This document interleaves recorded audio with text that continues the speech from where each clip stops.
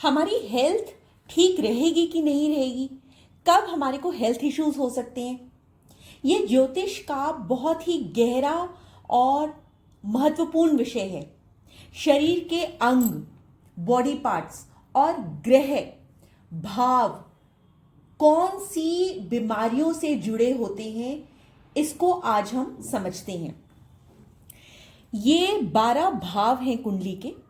इसमें जो ये पहला भाव है, ये आपके सिर का होता है, दिमाग क्या होता है, चेहरे का होता है, जो आपको सोचने की शक्ति देता है, जो आपकी पर्सनालिटी के बारे में बताता है। जो सेकेंड हाउस है वो आपके मुंह का होता है, टंग का होता है, टीथ का होता है, आपके गले का होता है, थ्रोट एरिया।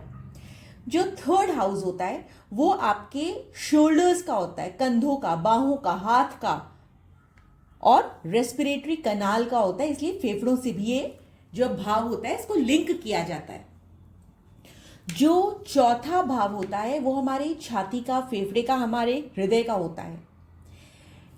जब ये वाला भाव डिस्टर्ब होता है तो हमारे मन की शांति डिस्टर्ब हो जाती है।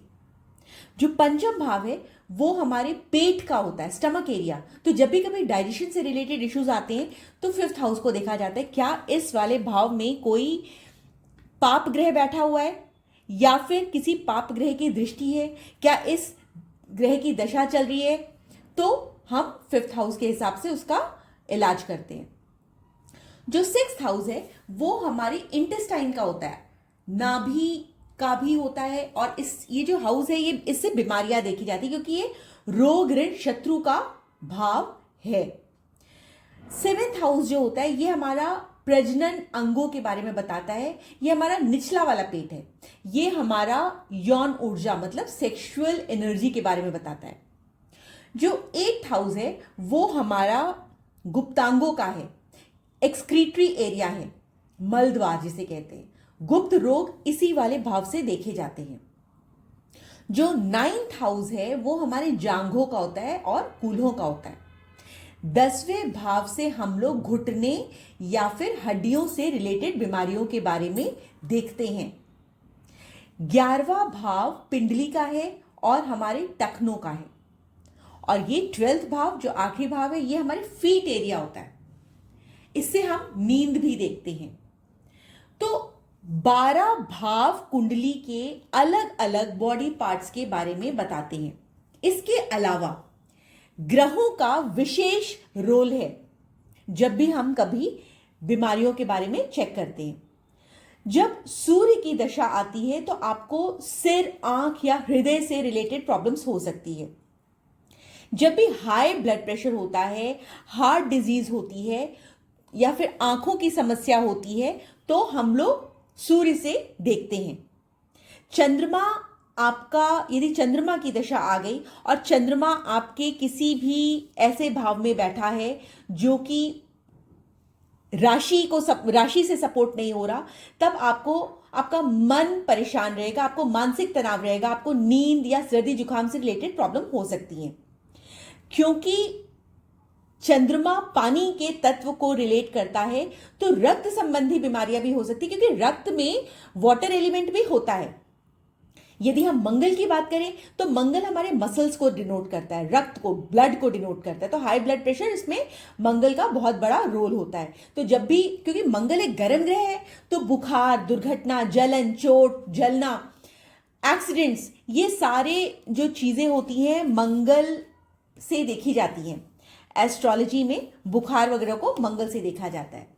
यदि हम बुध की बात करें तो बुध जो होता है हमारे पूरे एंटायर बॉडी का नर्वस सिस्टम होता है, ये हमारे स्किन होता है। मानसिक तनाव, जब हम मेंटली थक जाते हैं तो उसमें बुध का बहुत बड़ा रोल आता है, क्योंकि बुध हमारी बुद्धि को डिनोट करता है। तो मतलब हम मानसिक रूप से थक गए हैं, तो उस कंडीशन में बुध की दशा में यदि आपको इस तरह की प्रॉब्लम्स हो रही है तो आप उसकी रेमेडीज कर सकते हैं। क्योंकि बुध और शुक्र जो होते हैं त्वचा से रिलेटेड रोगों के बारे में भी बताते हैं। तो आपको बुध की दशा में यदि बुध का किसी भी 6, 8, 12 जैसे भावों से कनेक्शन हो जाता है तो आपको ऐसी प्रॉब्लम्स हो सकती हैं। यदि बात की जाए जुपिटर की, तो जुपिटर यानी गुरु यानी बृहस्पति, वो हमारे लिवर का, फैट्स का, हार्मोनल इश्यूज का कारक होता है। तो मोटापा, लिवर में डिस्टर्बेंसेस या डायबिटीज से का जो इशू होता है वो जुपिटर से भी देखा जाता है। नेक्स्ट बात आती है शुक्र की। जो शुक्र ग्रह है वो हमारा प्रजनन अंग होता है, ये हमारे स्किन और किडनी से भी रिलेट किया जाता है। तो यदि मान लिया 7 नंबर की राशि यहां पर आ गई आपकी कालपुरुष की कुंडली में, यहां पर 6 नंबर की राशि होती है, लेकिन यदि आपकी वृषभ लगन की कुंडली है और यहां पे 7 नंबर की राशि आ गई, तो ये जो भाव है वो रोग ऋण शत्रु का है। तो यहां पर 7 नंबर की राशि शुक्र की राशि होने की वजह से आपको किडनी से रिलेटेड प्रॉब्लम या प्रजनन अंगों से रिलेटेड प्रॉब्लम हो सकती है। यदि हम बात करें शनि की, तो शनि जो होता है वो हमारी हड्डियों का कारक होता है। सूर्य भी हड्डियों का कारक होता है, लेकिन शनि को भी हड्डियों का कारक कहा जाता है।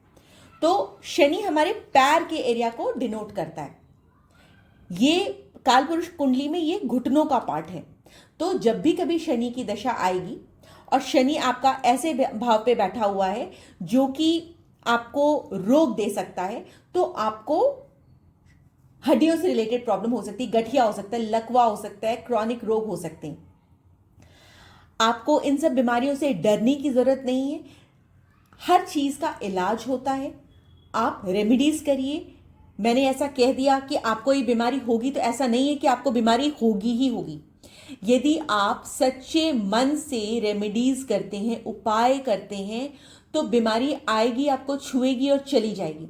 जिस प्रकार से बारिश निर्धारित है कि बारिश तो होगी ही होगी, लेकिन उस टाइम पर आप छाता ले लेंगे तो आप हल्का फुल्का भीगेंगे।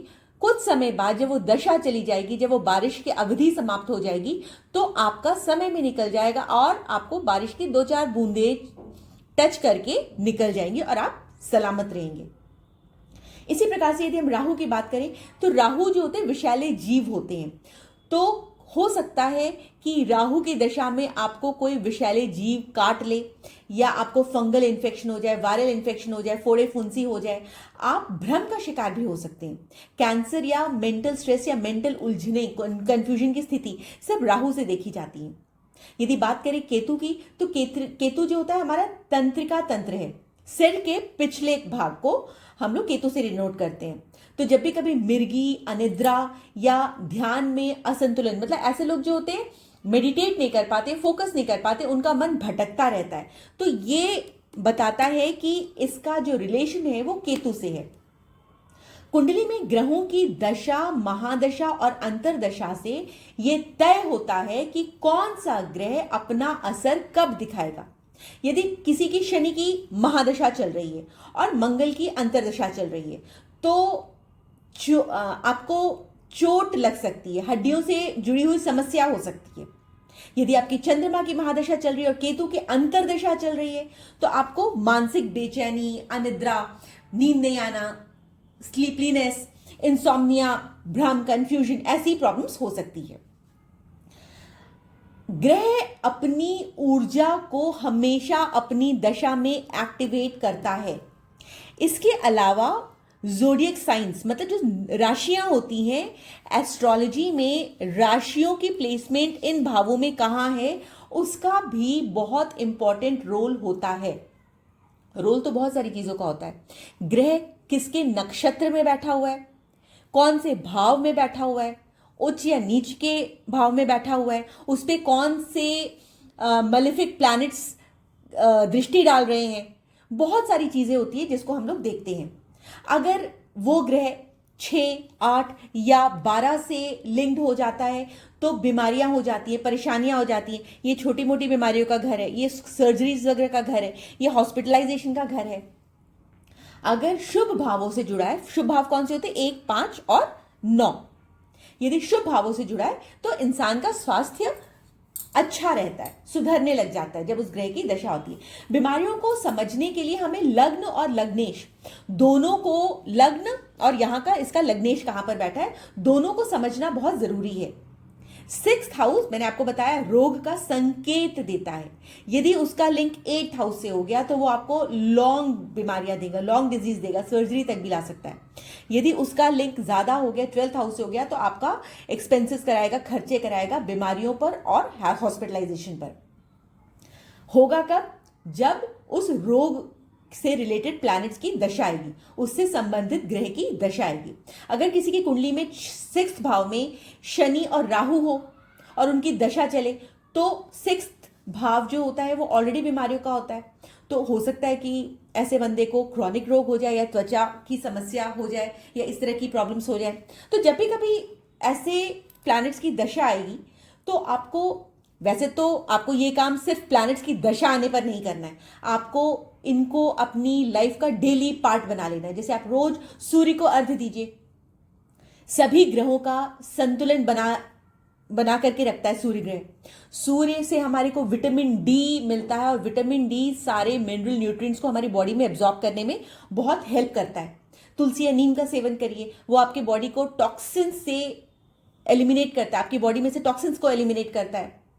जब राहु या केतु से जुड़ी हुई समस्याएं हो तो आप मेडिटेशन करिए, ध्यान करिए, अपनी बॉडी को देखिए कि मेरी बॉडी में किस तरह की हलचल हो रही है। यदि शनि से रिलेटेड रोग आते हैं तो सेवा भाव बना करके रखिए, संयम बना के रखिए। ये सारे जो आपको मैं उपाय बता रही हूँ, रेमेडीज बता रही हूँ, आपको सिर्फ उस टाइम पर नहीं करने हैं कि जिस टाइम पर आपकी दशा आएगी। आपको ये डेली लाइफ अलाइनमेंट्स हैं, आपको ये सारे काम रोज करने चाहिए, ताकि यदि उस प्लैनेट की दशा आए तो हल्की फुल्की आए, आपको छू करके चली जाए, आपको पता भी ना चले। तो इस प्रकार से प्लैनेट से लिंक्ड चीजों को हम देख सकते हैं। यदि आपको मान लिया सूर्य या केतु फर्स्ट हाउस से लिंक्ड है तो आपको बहुत स्ट्रेस हो सकता है। यदि आपको कान का दर्द हो रहा है तो उसका लिंक जो है बुध से होगा, शनि से होगा। यदि आपको गले की खराश है तो उसका लिंक बुध और शुक्र से होगा, सेकंड हाउस से होगा। यदि आपका लो ब्लड प्रेशर है तो चंद्र और शनि का लिंक हो सकता है 4th हाउस से, आपको कमजोरी बनी रहेगी, चिंता बनी रहेगी।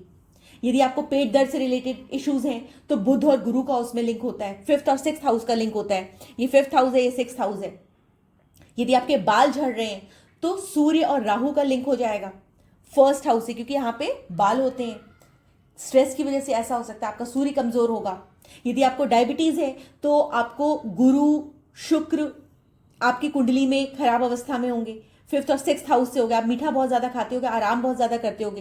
तो इस प्रकार से एस्ट्रोलॉजी में भावों का, ग्रहों का, दशा का, उनकी प्लेसमेंट का, उच्च और नीच स्थिति का, शत्रु राशि का, वो कहां पे किस नक्षत्र में बैठे, इन सब का बहुत इंपॉर्टेंट रोल होता है।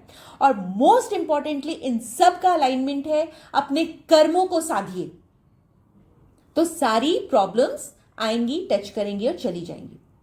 यदि आपको मेरी ये वीडियो पसंद आई हो तो प्लीज चैनल को लाइक करिए, शेयर करिए और सब्सक्राइब करिए। Thank you so much for watching.